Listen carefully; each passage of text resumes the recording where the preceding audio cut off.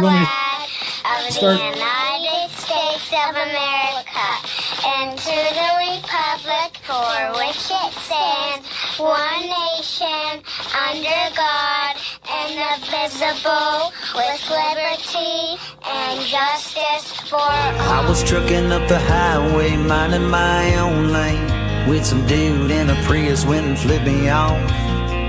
Guess my redneck hit him wrong. Seems like everyone these days is a ticking time bomb full of hate for folks like me who don't agree and ain't ever gonna change. And it gets me thinking, leave this long-haired country boy. This is our podcast and our Flash radio show. And I want to thank everybody once again for tuning in and listening. The views are going crazy. Didn't think we would be this far along, but this soon, but it's doing good.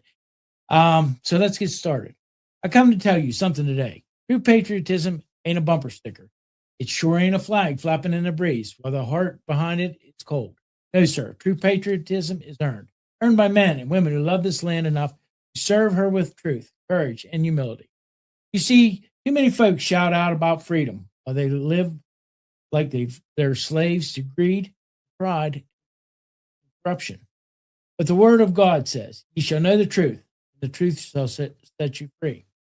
That means freedom don't come from governments or crowds. It comes from righteousness. When our hearts are right with God, our country can stand strong. True patriots don't just wave the flag, they carry the cross. They fight for justice like David fought Goliath. They speak for truth like Isaiah cried out in the wilderness. And they love this nation enough to repent for their sins. Yes, friends, patriotism without repentance is just vanity dressed in red, white, and blue. But when we humble ourselves, when we fall on our knees and pray like 2 Chronicles 7:14 says, "My people, who are called by my name, will humble themselves and pray." That's when God hears. That's when the land is healed. So don't just talk about loving America. Show it, live it, earn it. Stand up straight beneath that flag and remember, God Almighty gave you freedom to do right, not to do easy. And God bless the United States of America. I want to thank everybody for tuning in. And this podcast is going very well. We're having a little bit of trouble with the internet, and we're going to get that worked out. I want to thank all the people that have been involved in this for their patience, and I want to thank the two ladies who are here today with their patience. I have Kristen, Vanderman, and Denise Briede. Did I get it right? Yeah. I did, and it took a while to get that right, but it's Denise Briede. And I've known Kristen for a few years. I believe I don't know how long it's been. It's been a while since I think it was 2015 when trying to get Donald Trump elected. And then And you got all the signs, which no one else could do. well, we worked on that. We dared him. I'm sure President Trump might not be happy if he found out how we got him, but but someday we'll sit down and talk about that. But so in the 10 years that I've known you, you have always stayed true to your morals and your ethics and to your soul in all the situations that you are involved in politics, the good and the bad, and you're still the same person. So that's an outstanding quality. I want to thank you for them kind words. I really do. But you know what? I've had a lot of good people. I don't want to say it was all. I don't want to say because I would be the wrong way to do it. I've had a lot of good people help me get to where I need to be. And that's my thing. I want to thank everybody. It's always been a we the people thing. That's the way I look at it. Mm-hmm. Always been. We have to take back what's ours. And Absolutely. whether we I'm all about paying less taxes. I'm about less government. I'm about I've been that way from the beginning. I want to see us building railroads. I want to see us building steel mills. I want to see us building. And I'm from Fayette County, but you know what? we border Washington County, we border Greene County, we border Westmoreland County. And, you know, if we would do this right, it could be really good here in Absolutely. southwestern Everybody Pennsylvania. work together. But I do thank you both for coming in today and being patient for everything.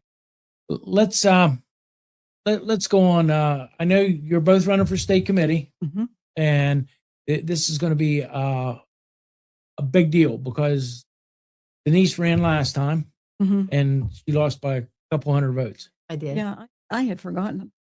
And this is your first. This is your first rodeo. Yep, my first rodeo. But it really isn't, because I mean, I remember in 2000 and it was 2015. I went down and picked up door hanger things and you had made, and it was like 10 o'clock at night, and I'm down in Charleroi, and my wife's like, "Sure, this is where they." It was like, you know, we're down in Charleroi, and you know. Let's say one thing about that.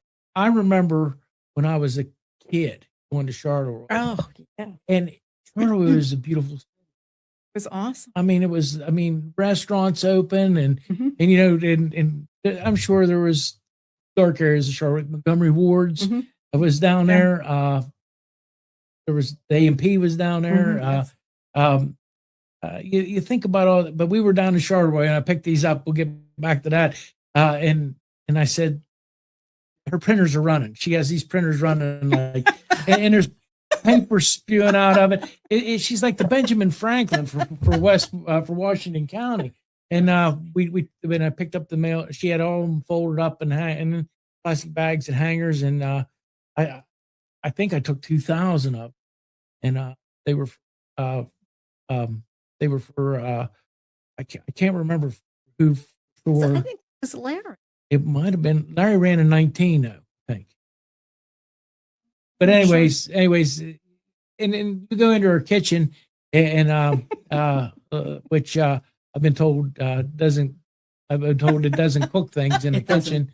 But there's papers all over the counters, and we're getting ready and but anyways, I don't think. And I really want to tell everybody this about you. I don't think anybody realizes how dedicated you have been to the grassroots effort. I'm going to say grassroots because when you say Republican, it doesn't want to roll off your tongue anymore. Like I want to say the grassroots effort here in southwestern Pennsylvania. I mean, we went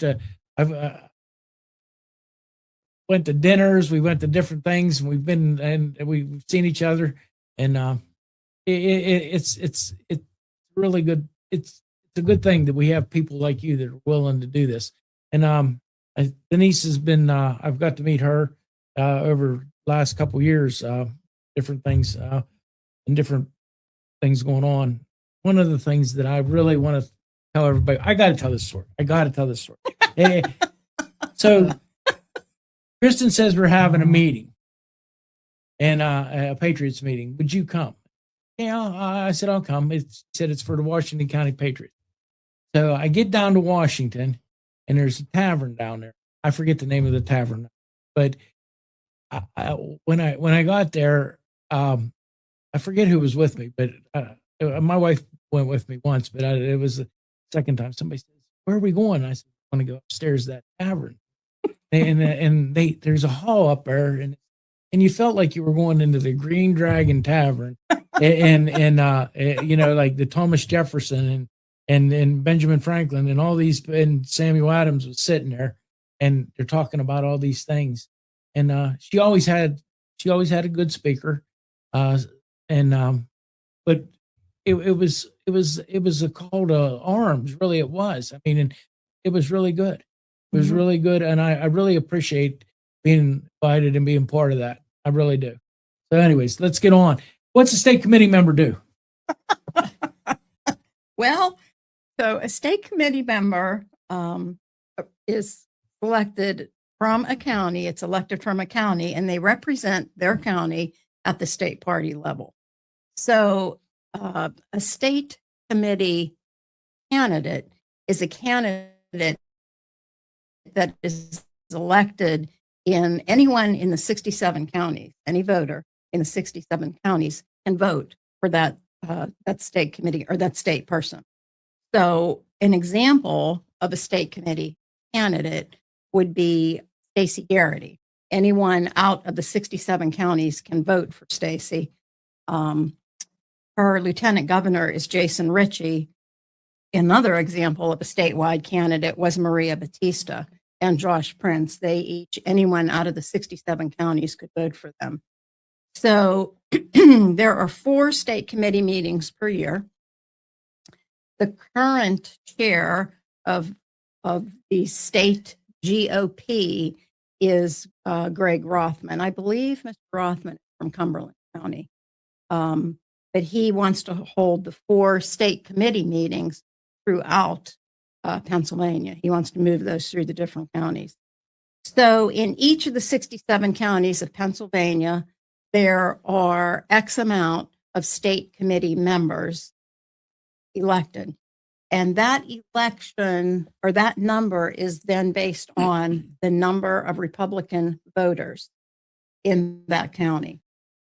So for example, Washington County has 6 elected committee members plus the chair. So we have 7 in all. Fayette County has 3, I believe, plus the chair. So Fayette has 4. Greene County has 1 member plus the chair. So theirs is 2. And then each of the chairs in each of the county Republican parties automatically gets state committee. So out of the 67 counties, then those 67 counties are split into 6 areas or 6 caucuses. And ours is the Southwest caucus. That would be a part of that is Fayette, Greene, Washington, and Westmoreland. And of course, there are other counties in there. So to become an elected state committee person, though our petition signing period and petition filing period is over, but you just need to be a registered Republican living in Pennsylvania, make the decision to run, and then you get a petition, get your signatures on the petition. You need 100 signatures, file the petition for $25 in Harrisburg, get on the ballot, and then hopefully the voters vote for you on May 19th. So the state committee position is a 4-year position. And as I say to people, if you feel that you want to be on state committee, you can go to one of the meetings as a guest and sit there and listen so you can see what goes on at the state GOP level. The position is very important because it determines who runs the Pennsylvania GOP or the Pennsylvania Republican Party. So basically, the state committee, if we get more grassroots people in there, then we have the grassroots steering the ship. If we get more of the Republican Party in there, then we have the politically connected of the Republican Party steering the ship. So state committee is very important. But I think the best explanation of state committee is on Jon Marietta's website, which is jonmarietta.com. We try to put as much out there as we can. I think that the website, your information on the website is really good. And also for precinct committee people, which is another elected position. You can also be appointed for both positions. But I think it's very important to get involved with the precinct committee people and of course state committee. It's an important thing. I believe the state committee, we need to change directions. Absolutely. We had a chance to do that, and we got railroaded. Changed chairman, but we're moving forward. I think the way to take over the Republican Party is from the grassroots. Grassroots people are gonna. They've showed that they're willing to do over again. I mean, you think about it. When I think about you, I think about Patty Cruz. I think about Denise. I think about the girl that I can't think of her and her husband. They worked so hard on the Capolas. They worked so hard over there in Washington County. People don't realize. They really don't realize that there's a group of people out there that are trying to do good for everyone, not just themselves. And then that's the difference between I want to say a true elected, true leader. They're trying to fix it for everybody. And that's where our elected go wrong. They worry more about getting reelected than worry about taking care of what they need to. Well, I always say, like a fly at a picnic, coming back, they can't get rid of us. Denise, I'm going to give you the turn to talk a little bit. And I guess one thing I want to ask you is why you want to do this? I mean, don't, she's going to put me on another committee. Right. I'll just give her another assignment. I see it as a point where we can be the voice for the voters. I wasn't happy at the last meeting that I attended. They were trying to take and ask if everybody wanted to endorse someone for lieutenant governor, which they had already endorsed for our governor position. Excuse me. And I mean, we have close primaries in this state. That's where the voters get to choose. And I understand that their logic is, oh, we had so many candidates before, we don't want that to happen again. But I think the voters need to have the ability to have their voices heard. And when we sit at state committee and say, yep, we're going to go ahead and endorse this candidate, the next great person who may want to run isn't going to run because they know that they're not going to get the funding from the GOP because the GOP endorsed candidate. And to me, that's taking the voices from the people. And I think we need to stand tall and continue to fight at the state level, make sure that they understand if you don't want closed primaries and you want to endorse before a primary, then let's get rid of them. But as long as it's there, we need to use that and give the voice back to the people. This is the constitutionalist coming out at me, and people. I was at a grassroots meeting. It was a Patriots meeting in Indiana. I spoke, and then after I got done speaking, and I always tell everybody before I speak, I said, if you think you come here to hear me speak and you were expecting a great orator, I said you're going to be disappointed. But I spoke, and then after I got done, I said to the crowd, which 100 in Indiana, I said to him, I said, "You have any questions?" The lady said, "What party do you represent?" And I told her, I'm a Christian constitutionalist.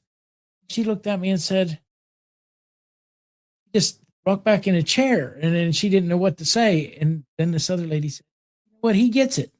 He understands. He gets it." She said, but what I was going to tell you about, what I really wanted to say was, primaries are actually unconstitutional, whether anybody realizes it or not. There are, it doesn't serve the public. I mean, it's kind of a having a championship football game, but we're only going to invite two teams. I mean, so that's kind of, I mean, we're not going to give nobody else a chance to play. Right. And that's kind of where we're at. I look, I'm not a big fan of John Fetterman, not at all. I think that he's trying to manipulate this right now. Doing good, but I don't know. Maybe it'll turn out. Maybe it won't. I pray that it does. But one of the things that he made a statement the other day, which was really correct. He said, "I think I might run as an independent because I'm tired of the parties. And I'm seeing this everywhere. Yes.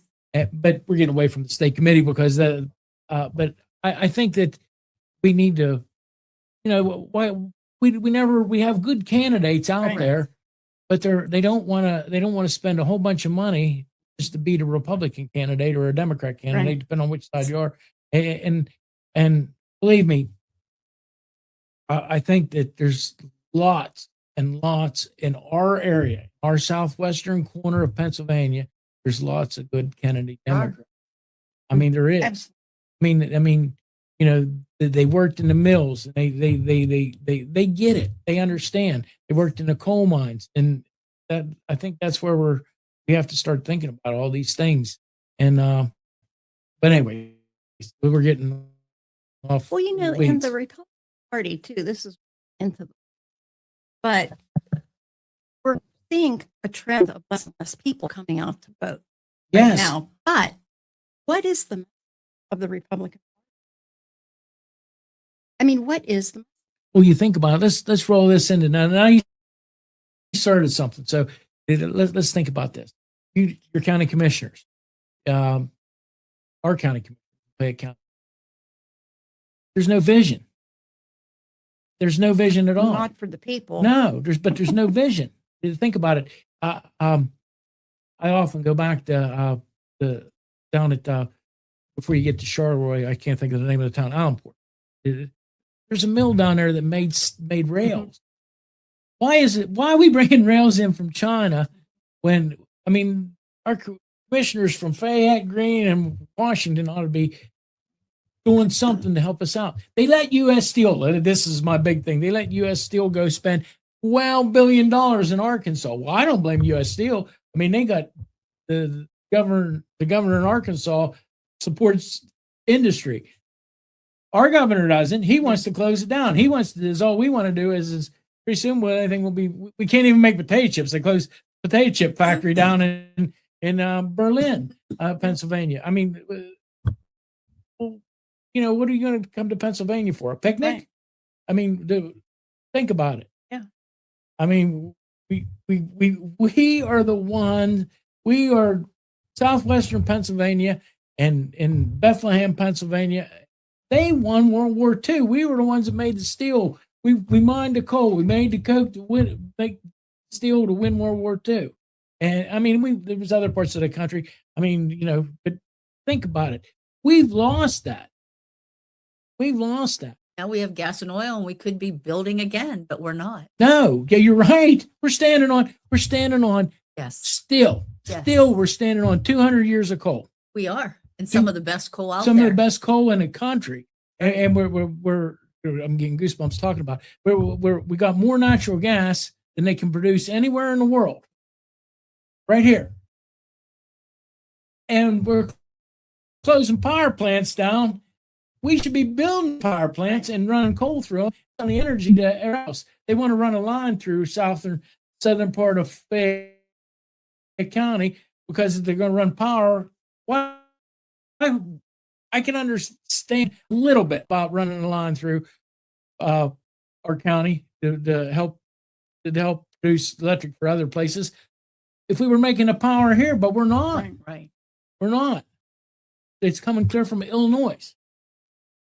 I mean, and we're off. I mean, this is I get it. You ladies are running for state committee, and maybe that isn't what maybe that isn't what the realm of things are going to talk about state committee. But yous are going to help try to get the people elected. It should be thinking Absolutely. about it. Absolutely. I give yous all the credit in the world because you're standing against the storm. There's no doubt about it. I mean, the elite in the party, in the Republican Party, don't want nothing to No. do with you. They don't want nothing to do with Al Buckton. They don't want nothing to do with Harry Cochran. Because they know that when they get into office, they're going to start upsetting tables. And that's going to cause problems. Fayette County, we have faith in that the money's going. We don't know how the money's going. We don't know where the money's going. We know that there's been elected officials sign NDAs and do things for Faith Penn. It's time we put all this out on the table. I mean, it's our money. It's our tax money that's funding these NGOs. And that is the difference between the grassroots, which is basically, in my opinion, it's truth and common sense. That's what the majority of those people stand for. The Republican Party is power, money, and getting reelected. And I think that is what causes this split. I don't see how we can bring that.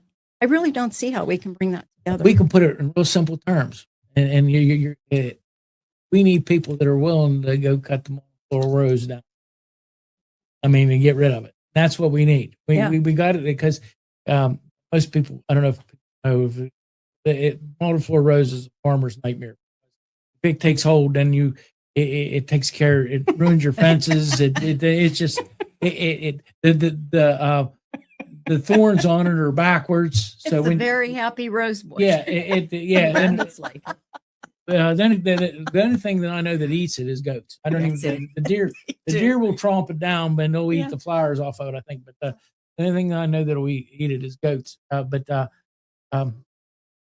This is where we're at. Yeah. We need people to get in there and get rid of to separate the chaff from. This is what we got to do. We had a chance, and I thought we had a really good chance with the gentleman who was running for state chairman. I guess that was last year. Balkenberg. Oh, yes. I thought we had a really good chance, and I think that what happens is in politics, and people don't realize this, that people in power, they'll do anything they can to keep. Yeah, and that's what happened. I mean, we look at things, and yeah, I don't know. Washington and Franklin both said that the two-party system would be the end of the country. We're seeing where we're at right now. So there'll be 6 Sovians elected from Washington County. 6 from Washington, and hopefully County, yeah. it's the 6 grassroots people we're working on.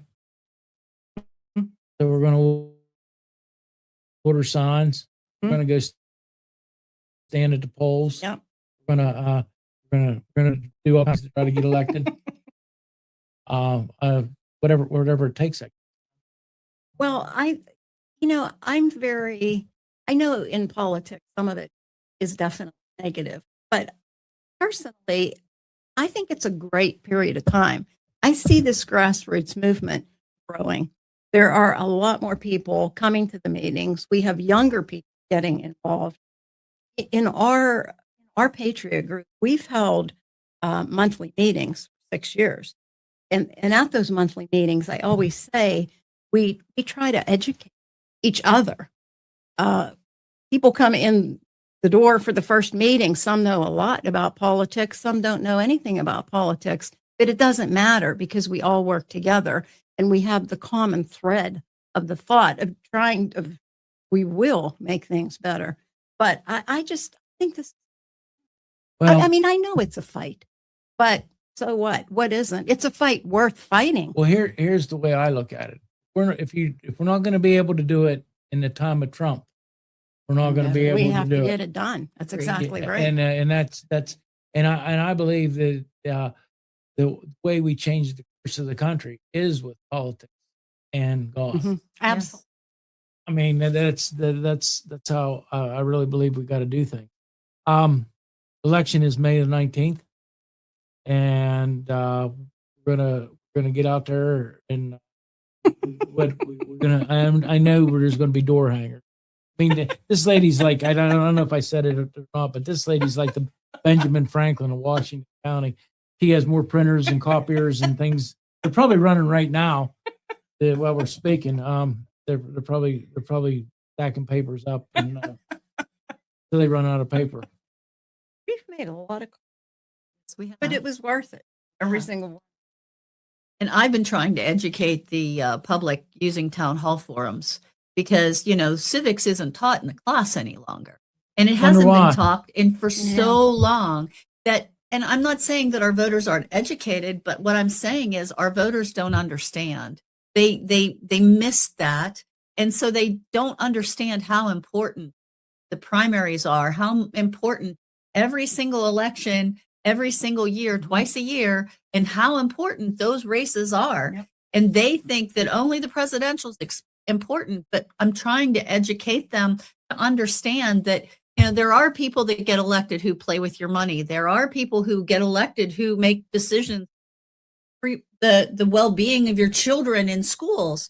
And so I take that personally because I think that educated voters make a better decision than just those who make a phone call and say, hey, tell me who to vote for. And those who don't understand won't vote.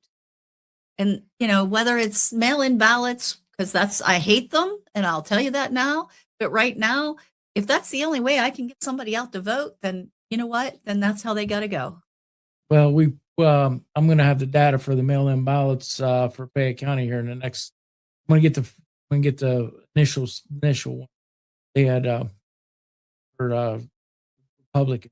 Usually in Fayette County, I don't know how it is in Washington. There's like 11,000 people vote by mail.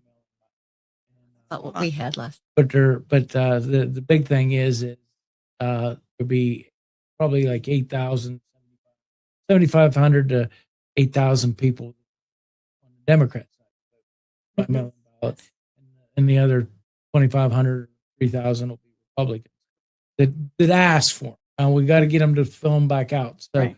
what we're going to, but I got something planned for this year that we're going to try to see if it works out to get people to at least send them all back.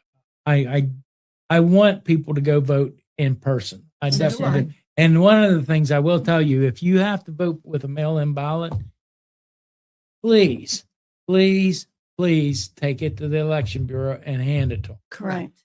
Don't trust the U.S. mail. I love my mail carrier. She's a great lady. She snow, ice, and sleet and the whole thing. She's always makes sure my mailbox is shut.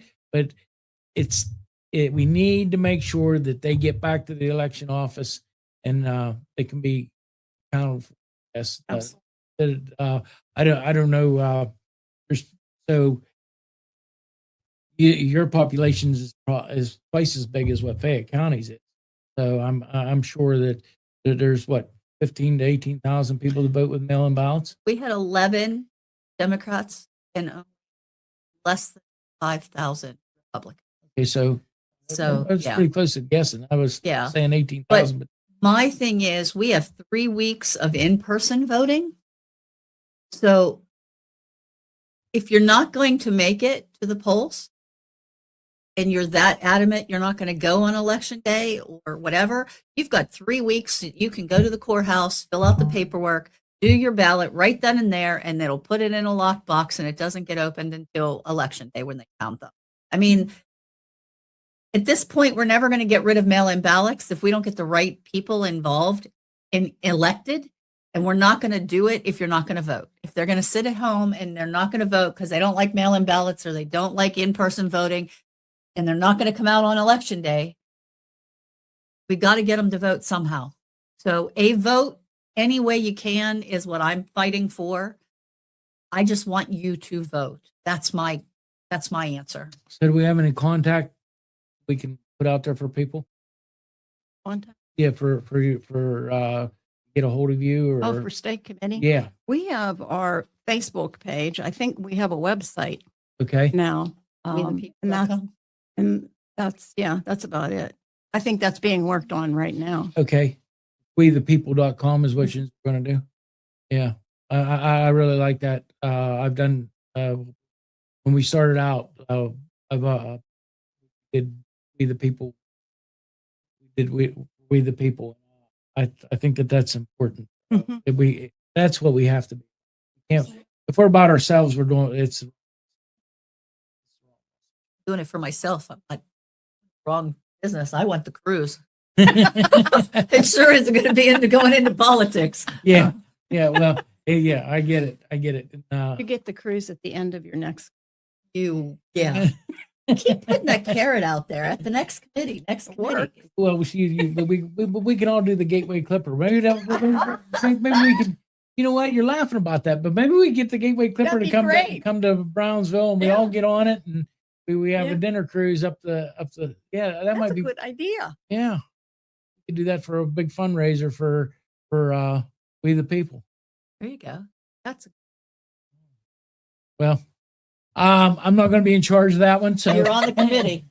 Hey, I will tell everybody, and I'll get this right because we started our TikTok campaign too with a couple of different things. And over the weekend, it was very, very amazing. We didn't intend to do it, but we got a video. There was videos that got out there that wasn't supposed to get out till today, and one of the videos I think we got like almost 10,000 views on. Oh, it's Awesome. wonderful. Wonderful. And it from it's just it amazes me. I love radio, I do. But I was at a lot of people were saying, how come you left? But the reason is we hit a plateau and we just couldn't get no farther. And this has enabled us to do so much more. I mean, we're going to have candidates on from all over the country, which is we're going up, which is good. Wish you the best. And I thank you all for what you're doing. Really, I do. And we'll get you back on again. And when things get really hectic and you don't have time. So, hey, thank you so much for coming on. And we're going to close like we always close. On this road called life, you have to take the good with the bad. Smile with the sad. Love what you got. Remember what you had. Always forgive, but never forget. People change. Things go wrong. But just remember, the ride goes on. God bless each and every one of you, and God bless America. I am Jon Marietta, and I am the Hillbilly.